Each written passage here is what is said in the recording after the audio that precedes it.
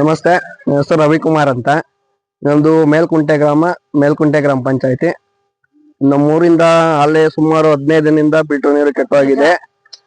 ಇಲ್ಲಿ ಫಿಲ್ಟರ್ ಮಾಡಾರ್ದಾಗ್ಲಿ ಇಲ್ಲ, ಬೇರೆ ಏನೋ ಸಮಸ್ಯೆ ಇಲ್ಲ. ಇಲ್ಲಿ ಬೋರ್ ಬಂದು 15 ಒಟ್ಟು ಬೋರಲ್ಲಿ ನೀರ್ ಬರ್ತಾ ಇಲ್ಲ ನೀಟಾಗಿ. ನಮ್ಗೆ ನೀರ್ ಮೇಲ್ಕುಂಟೆಯಲ್ಲಿರೋದು ಒಂದೇ ಬೋರು. ನೀರಿನ ಸಮಸ್ಯೆ ತುಂಬಾ ಆಗಿದೆ. ಇಲ್ಲಿ ಶುದ್ಧ ನೀರು ಕುಡಿಯಕ್ಕೆ ತುಂಬಾ ಸಮಸ್ಯೆ ಆಗಿದೆ, ನೀರೇ ಬರ್ತಾ ಇಲ್ಲ. ಅದರಿಂದ ದಯವಿಟ್ಟು ಅಧಿಕಾರಿಗಳು ಕೂಡಲೇ ಬೋರ್ ಹಾಕಿಸ್ಕೊಳ್ಬೇಕು ಅಂತ ಕೇಳ್ಕೊಳ್ತೀವಿ, ಗ್ರಾಮಸ್ಥರೆಲ್ಲ ಸೇರಿ. ಹೋರಾಟ ನೀರಿಗೋಸ್ಕರ ಹೋರಾಟ. ಮೇಲ್ಕುಂಟೆ ಗ್ರಾಮದಲ್ಲಿ ನೀರು ಸಪ್ಲೈ ಆಗ್ತಾ ಇಲ್ಲ. ನಮ್ಮ ಗ್ರಾಮದಲ್ಲಿ ಒಂದು ಲೆಕ್ಕಾಚಾರವಾಗಿ ನೀರಿಂದು ಬಹಳ ಪರಿಸ್ಥಿತಿ ಬಂದಿದೆ. ಹೇಳ್ಬೇಕಂದ್ರೆ ನೀರಿನ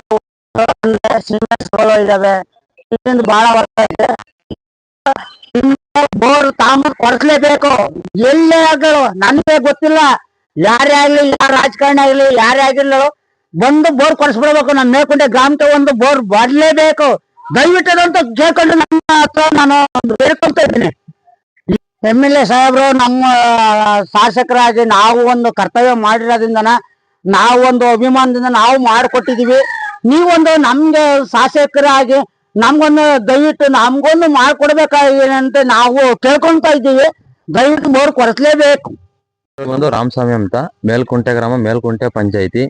ನಮ್ಮ ಊರಿನಲ್ಲಿ ಇಂದು ಕುಡಿಯುವ ನೀರಿನ ಸಮಸ್ಯೆ ಬಹಳ ಆಗಿದೆ. ಶುದ್ಧ ಕುಡಿಯುವ ನೀರಿನ ಘಟಕ ಮತ್ತು ಹಾಗೂ ಊರಿನಲ್ಲಿ ನಮ್ಮ ದನಗಳಿಗಾಗ್ಲಿ ಜನಗಳಿಗೆ ನೀರಿನ ಸಮಸ್ಯೆ ತುಂಬಾ ಆಗಿದೆ.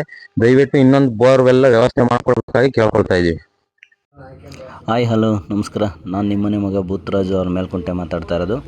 ವಿಷಯ ಏನಪ್ಪ ಅಂತ ಅಂದರೆ, ಮೇಲ್ಕುಂಟೆ ಗ್ರಾಮದಲ್ಲಿ 15 ದಿನಗಳಿಂದ ಕುಡಿಯುವ ನೀರಿಗೆ ತೊಂದರೆಯಾಗಿದ್ದು, ಸಾರ್ವಜನಿಕರು ಇಂದು